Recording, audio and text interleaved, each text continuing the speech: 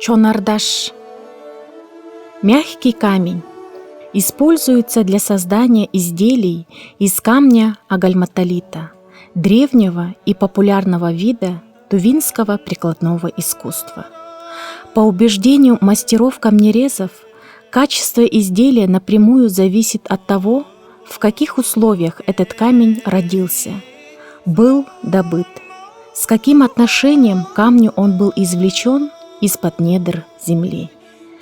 Добыча чонарташ агальматолита производится на горе Сарахая, Желтая скала, Байтайгинского кажуна Республики Тыва. Технология добычи чонарташ производится по традиционному методу эгидипшихжар, процесс возврата оставшихся камней, горных пород и грунтов обратно в яму, которая способствует целостности свойств вида горной породы.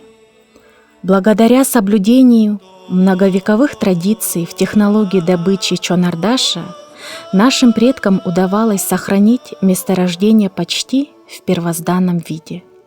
В самой технологии отражаются высокие экологические требования тувинцев к самой человеческой деятельности, которые, очевидно, намного выше требований современных экологических стандартов промышленных предприятий природопользования.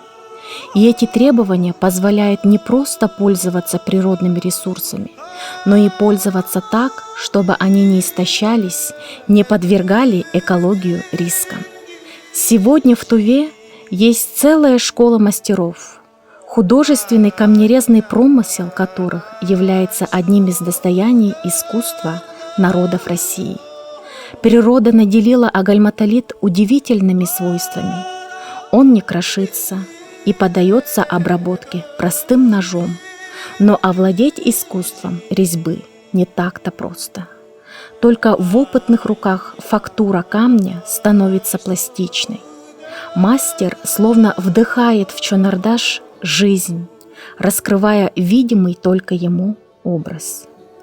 Не изменяя многолетней традиции, тувинские мастера черпают идеи из того, что их окружает.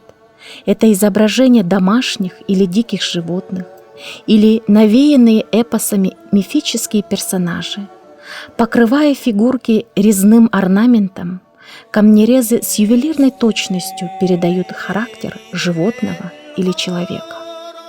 Камнерезное искусство в Туве – основа для культурного, художественного осмысления взглядов, идей в прикладном искусстве России, формирование единого культурного пространства, создание условий для диалога культур, укрепление международных культурных связей и сотрудничества, установление творческих контактов.